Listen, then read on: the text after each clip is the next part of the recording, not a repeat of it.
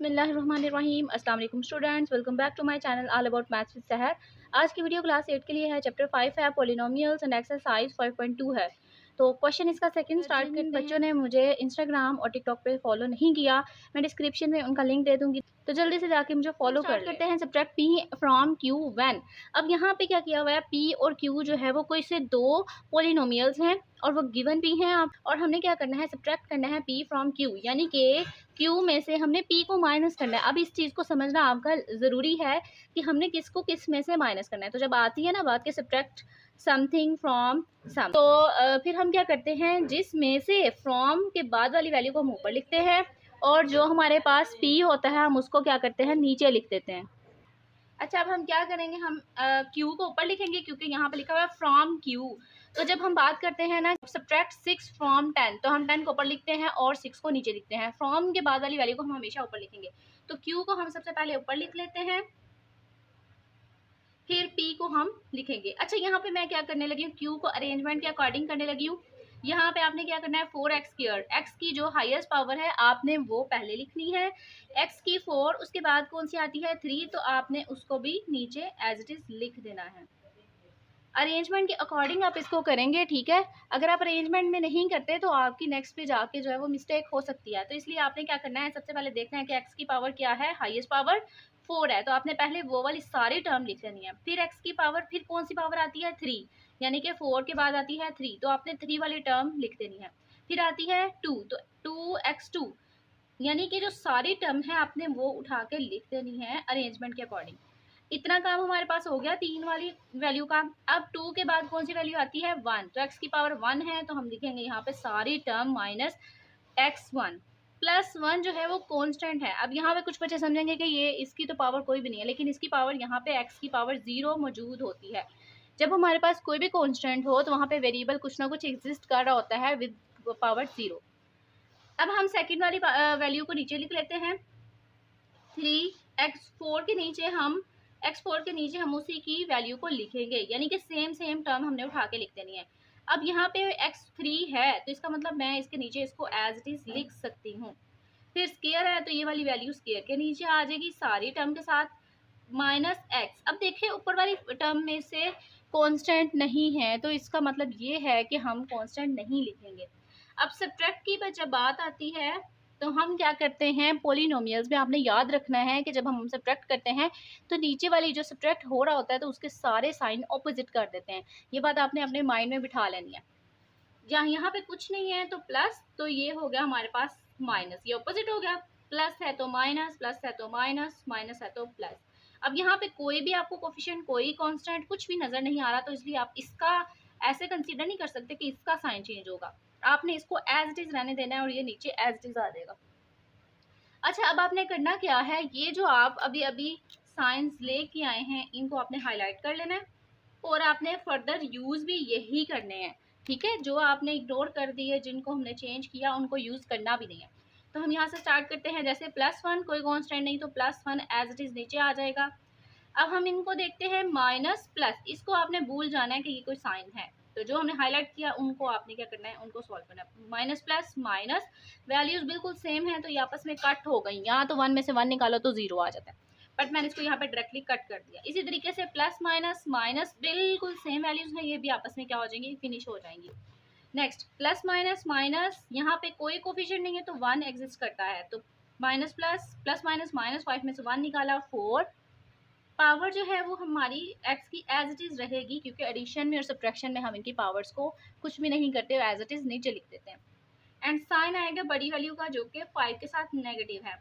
यहाँ पे कोई साइन नहीं तो प्लस का, प्लस माइनस माइनस, 4 में से 3 निकाला तो 1, एंड जो हमारे पास वेरिएबल था वो एज इट इज़ आ जाएगा और साइन आएगा बड़ी वैल्यू का जो कि प्लस है।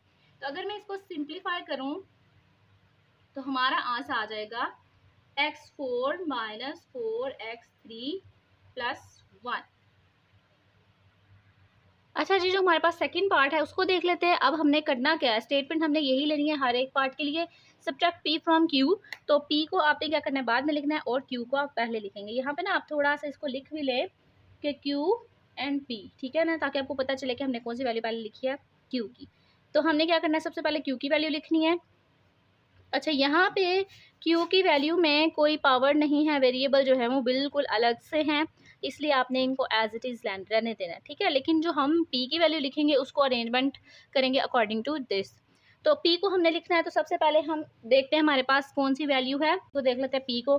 पहली वैल्यू एक्स की है, x1 यानी कि पावर x1 है, इसका कोई साइन नहीं तो प्लस का साइन है, तो x की वैल्यू आप ढूंढें क्यू की फॉर्म में, ये y है तो ये x है, तो इसका मतलब है कि हमने इसके नीचे जो है वो इसको x वाली वैल्यू को नीचे लिख देना है x वेरिएबल के अकॉर्डिंग, ठीक है। अब यहाँ पे +3y की बात हो रही है, तो 3y जो है y ढूंढते हैं, y ये हमारे पास है, तो हम क्या करेंगे +3y जो है वो y के नीचे आ जाएगा। वेरिएबल जो है ना आपने बस सेम लिखने हैं देख के, बाकी आपकी अरेंजमेंट खुद ब खुद ऐसे ही हो जाएगी। उसके बाद यहाँ पे हमारे पास नेक्स्ट है -4z, तो इसका मतलब है कि ये z के नीचे ही आ जाएगा -4z, ठीक है। फिर उसके बाद एक हमारे पास कांस्टेंट है, तो कांस्टेंट जो है वो 1 के नीचे ही आ जाएगा -1, ठीक है। जो साइन है टर्म के साथ आपने वो ही लिखने हैं, आप इसको चेंज नहीं कर सकते। अच्छा जी, अब इनके साइन चेंज करने की बारी आती है, तो ये प्लस है तो ये किस में चेंज हो जाएगा, माइनस में। ये प्लस है माइनस में चेंज हो गया, माइनस है तो ये प्लस में, और ये माइनस है ये भी प्लस में चेंज हो गया। अब हमने कंसीडर भी यही साइन करने हैं, इसलिए मैंने इनको जो है वो हाईलाइट करके लिखा है। अब देखिए प्लस प्लस प्लस, तो 1 में 1 ऐड किया तो 2 आ गया, ठीक है। एग्जैक्टली प्लस प्लस प्लस ही होगा और साइन भी प्लस का आएगा। माइनस प्लस माइनस बिल्कुल सेम वैल्यूज हैं, 4z कोई भी चेंज नहीं है, तो ये आपस में कट होंगे विद ऑपोजिट साइन। जब हमारे पास ऑपोजिट साइन आ जाते हैं और सेम वैल्यू आ जाती है तो हम उनको कट कर देते हैं।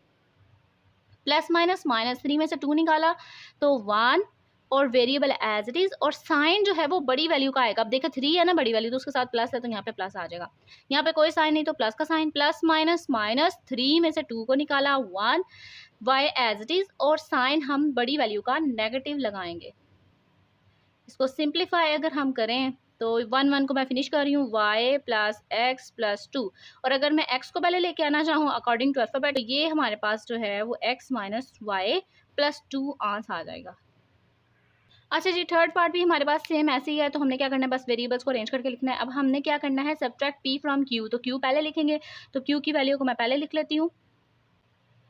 अच्छा, अब मैंने q की वैल्यू को बिना अरेंजमेंट के इसको लिख दिया, ठीक है, क्योंकि इसमें बड़े मिक्सिंग जो है वो वेरिएबल्स नजर आ रहे हैं, तो इसलिए आपने इसको सिंपली एज इट इज लिख देना। अब p हमने लिखना है, तो p को हमने अरेंजमेंट के अकॉर्डिंग लिखना है।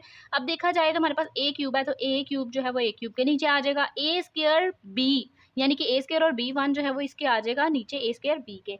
लेकिन विद सारे, यानी कि आपने सारे टर्म को लिखना है, बस पहचान जो है वो हमने किससे करनी है, इन वेरिएबल से करनी है।